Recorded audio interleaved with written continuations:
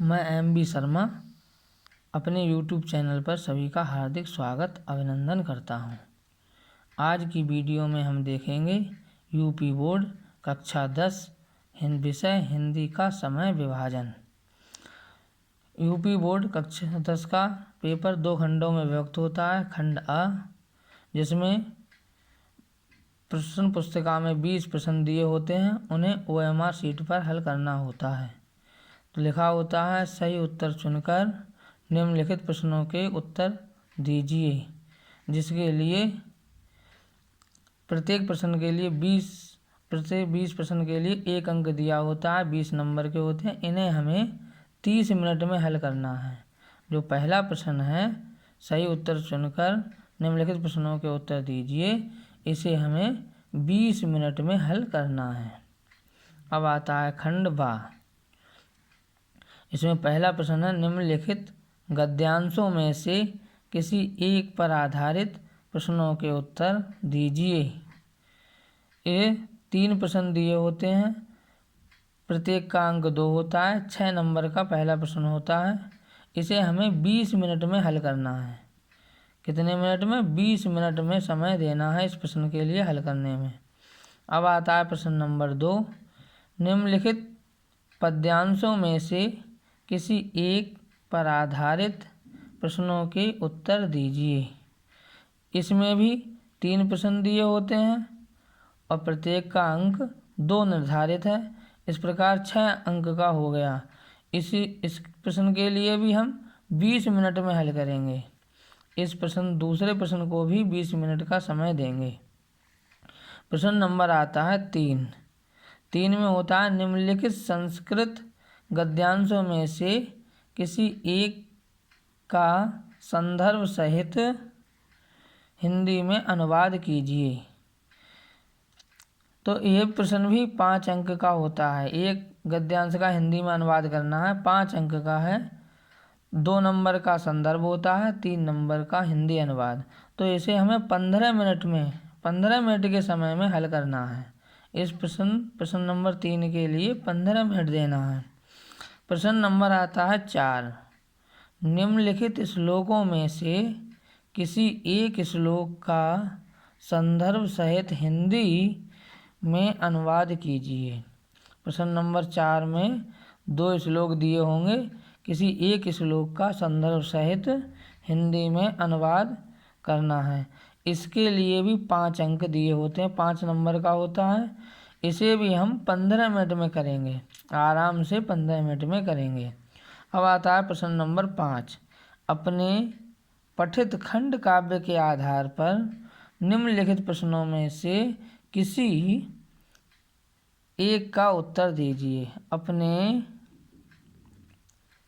अपने पठित खंड काव्य के आधार पर निम्नलिखित प्रश्नों में से किसी एक का उत्तर दीजिए। तो इस प्रश्न को नंबर दिया गया है 3 नंबर में 3 नंबर हैं इस प्रश्न के। इसे हम 10 मिनट में हल करेंगे। इस प्रश्न के लिए 10 मिनट का समय देंगे। प्रश्न नंबर आता है 6। प्रश्न नंबर 6 2 खंडों में विभक्त होता है, का और खा। इसमें निम्नलिखित लेखकों में से किसी एक लेखक का जीवन परिचय देते हुए उसकी 2 प्रमुख रचनाओं का नाम लिखिए। ये प्रश्न 5 अंक का होता है। तो इसलिए इस प्रश्न के लिए भी हम 15 मिनट में हल करेंगे। 15 मिनट में अच्छी तरीके से इसे हल करेंगे। अब आता है खंड खा।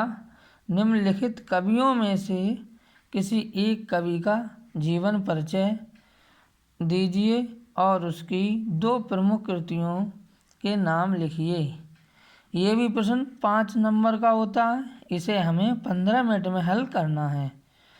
15 मिनट में ये अच्छी तरीके से हल हो जाएगा। अब प्रश्न नंबर आता है 7। अपनी पाठ्य पुस्तक से कंठस्थ किया हुआ कोई एक श्लोक लिखिए जो इस प्रश्न पत्र में न आया हो। इसके लिए 2 अंक होते हैं। 2 अंक में 2 नंबर का होता है। इसे हमें 5 मिनट में करना है। आराम से 5 मिनट में एक श्लोक लिख जाएगा। प्रश्न नंबर आता है 8। निम्नलिखित विषय पर पत्र लिखिए। निम्नलिखित विषय पर कोई एक पत्र लिखना है। इसके लिए अंक दिए हैं 4 अंक का होता है। तो इसे हम 10 मिनट में हल करेंगे। इसका समय देंगे 10 मिनट, पत्र लिखने के लिए 10 मिनट। प्रश्न नंबर आता है 9। निम्नलिखित प्रश्नों में से किन्हीं 2 प्रश्नों के उत्तर संस्कृत में दीजिए। इस प्रश्न में संस्कृत में 2 प्रश्नों के उत्तर देने होते हैं। इसके लिए प्रत्येक प्रश्न को 2 नंबर दिए होते हैं। तो इसमें 5 मिनट में इस प्रश्न को हल करेंगे। इसको क्या समय देंगे? 5 मिनट। प्रश्न नंबर आता है 10। निम्नलिखित विषय में से किसी एक विषय पर निबंध लिखनी है। एक विषय पर निबंध लिखना होता है। तो ये 7 नंबर का होता है निबंध। तो इस निबंध के लिए हम 20 मिनट का समय देंगे। 20 मिनट में इस निबंध को पूर्ण करेंगे। तो इस प्रकार इस समय सीमा के आधार पर पहले प्रश्न के लिए हम 30 मिनट में हल करेंगे, दूसरे प्रश्न के लिए हम 20 मिनट में हल करेंगे, दूसरे प्रश्न के लिए भी 20 मिनट में हल करेंगे, तीसरे प्रश्न के लिए 15 मिनट में हल करेंगे, चौथे प्रश्न के लिए 15 मिनट में हल करेंगे, 5वें प्रश्न के लिए 10 मिनट में हल करेंगे और छठे प्रश्न के लिए 15 मिनट में हल करेंगे और 7वें प्रश्न के लिए 5 मिनट में हल करेंगे, 8वें प्रश्न के लिए 10 मिनट में हल करेंगे, 9वें प्रश्न के लिए 5 मिनट में हल करेंगे और 10वें प्रश्न के लिए 20 मिनट में हल करेंगे। तो इस प्रकार हम समय सीमा के आधार पर प्रश्नों के लिए हल करेंगे। अगर 1 मिनट आगे पीछे होता है तो उससे कोई फ़र्क नहीं पड़ता है। पढ़ने के लिए आपके लिए समय 15 मिनट का मिलता है। उसमें पढ़कर इस समय सीमा के आधार पर प्रश्नों को हल करते हैं तो आप यूपी बोर्ड में अच्छे उच्चतम अंक हासिल करेंगे। अगर आप हमारी वीडियो को पहली बार देख रहे हैं तो इसे लाइक करें, सब्सक्राइब करें, अन्य छात्रों को शेयर करें जिससे कि सभी छात्रों को लाभ प्राप्त हो सके। धन्यवाद।